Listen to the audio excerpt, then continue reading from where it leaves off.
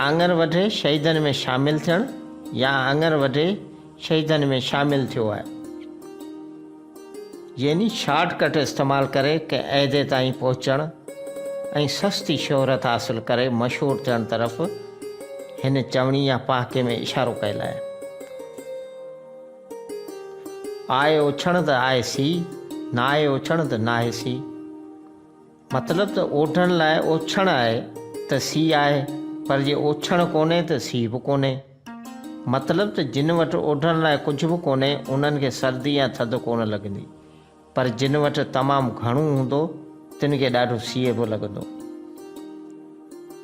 आज़माए खे आज़माए सो धूड़ मुंहं में पाए।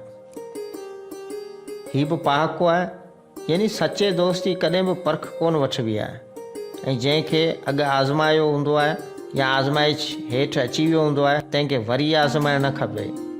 इहा बेवकूफ़ी निशानी आहे ऐं धूड़ मुंहं में पाइण जे बराबरि आहे। चइबो जंहिं माण्हू जी तोखे ख़बर आहे उहो कमु वरी बि उनखे ॾिनो अथई, उहो अॻे उन तुंहिंजी कसोटी या परख सां परखिजी वियो आहे, वरी बि उन साॻे शइ में हथु विझणु, त इहा किथां जी अकुरमंदी चइबी। आप जाई कोन अथई पर बाप जाई अथई। हीउ बि पहाको आहे। हिन जो मतिलबु कुझु हिन रीति थींदो त पंहिंजी कोन अथई पर पीउ या अबे जी अथई, मतिलबु भेण अथई। जे तुंहिंजी पंहिंजी ॼाई हुजे हा, तुंहिंजी पंहिंजी न्याणी हुजे हा त तोखे ख़बर बि पए हा त न्याणी जो ऐं भेण जो पंहिंजी ॼाई जो क़दुरु केतिरो हूंदो आहे। उन खे कहिड़ी नज़रुनि सां ॾिसिजे, उन सां कहिड़े नमूने सां हलत कजे। छो जिन जूं न्याणियूं आहिनि उन्हनि खे ख़बर आहे ऐं न्याणियुनि वारा आहिनि, जिन खे न आहिनि तिन खे कहिड़ो क़दुरु छा आहे। आपे ख़बर पवसी जॾहिं काठ कुले आवसी। इंसान खे तॾहिं ई ख़बर पवंदी आहे जॾहिं माण्हू खे का ठोकर लॻंदी आहे, तेसि ताईं उनखे कंहिं बि ॻाल्हि जो अहसासु कोन थींदो आहे। ऐं जंहिं माण्हू ते जंहिंजे कुल्हनि ते का ज़िमेवारी पवंदी आहे तॾहिं उनखे ख़बर पवंदी आहे त ज़िमेवारी छा आहे। न त हूं त माण्हू मिसाल इहो बि ॾेई सघे थो, मिसाल तौरु जेको माण्हू पंहिंजे पीउ माइटनि जे ख़र्च पखे ते हलंदो हुजे ऐं पोइ जॾहिं उनखे नौकिरी करणी पई हुजे या हथनि जी महिनत करे पोइ उनखे ख़बर पवंदी त बाबा पंहिंजी जेका आहे सा कहिड़ी थींदी आहे। महिनत मज़ूरी करे खाइण ऐं कमाइणु सवलो आहे या ॾुखियो आहे। कुल्हनि ते उहो काठ पवंदो तॾहिं ख़बर पवंदी। आपणी घोट त नशा थी वई। सिंधी में चवंदा आहिनि त पंहिंजी संहिंजी आहे। पंहिंजी कमाइण खाइण खपाइण वारो माण्हू ॿिए ॾांहुं कॾहिं कोन वझाईंदो आहे ऐं उनखे जेको पंहिंजी शइ हूंदी आहे न उहा सुठी लॻंदी आहे। आप कुंभार थी वञु,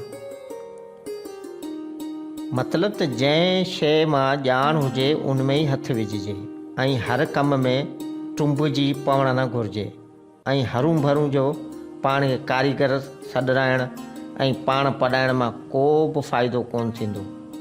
त आउं हीअं आहियां, आउं ढिंकेसर आहियां, आउं वॾो तुरम ख़ान आहियां, हीउ जेको कमु आहे त मुंहिंजे ॾाए हथ जो खयल आहे, फलाणी चीज़ जेका उहा बि आउं करे वेंदुसि। जे चओसि खणी जहाज़ ठाहे वेंदे चवंदो बसि हीउ जहिड़ो कल्ह इंजीनियर थी आयो आहे जहाज़ जो। सो मतिलबु चवण ऐं करण में फ़र्क़ु हूंदो आहे ऐं पाण वॾाइण रुॻो ठलियूं ॻाल्हियूं करण सां उहो माण्हू उहो थी कोन पवंदो आहे। बाक़ी ज़बान सां भले बि चए त आउं वॾी ॻाल्हि आहियां। आप न पारे कुता धारे, मतिलबु माण्हू में पाण कमाइण जी वुसत न हुजे पर अजाया शौक़ु कंदो वठे। जीअं सिंधी में चवंदा आहिनि माना हड़ में कुझु न ठहे ऐं कांगनि खे दावतूं ॾियणु। जेतिरी जंहिंमें पुॼत हुजे, जेतिरी हैसियत हुजे, उन कम में ओतिरो माण्हू खे हथु विझणु घुरिजे ऐं हरू भरू नालो न कढाइणु घुरिजे, वॾा वॾा झंप न हणणु घुरिजनि। आप ठॻावणु त सुख पावणु, मतिलबु ख़ुदि खे फुराए ख़ुशि थियणु। किन माण्हुनि जी इहा बि तबियत हूंदी आहे त उहे माना सोचींदा कोन्हे पंहिंजे बारे में ऐं कंहिं बि ॻाल्हि में ईअं हथु विझी छॾींदा आहिनि ऐं पोइ ठॻिजी वेंदा आहिनि ऐं उन्हनि खे उन ठॻिजण में बि ॿिया फुरे वेंदा आहिनि, तॾहिं बि उन्हनि खे मज़ो पियो ईंदो आहे, उन मां लुत्फ़ पिया थींदा आहिनि त फिलाणो असां सां धोखो करे वियो ऐं उनखे माना इन धोखे जी ॻाल्हि बि उन्हनि खे माना हिकिड़ी इंजॉयमेंट फील थींदी आहे। अहिड़ा माण्हू दुनिया में आहिनि जे पाण ठॻाए ख़ुशि था थियनि।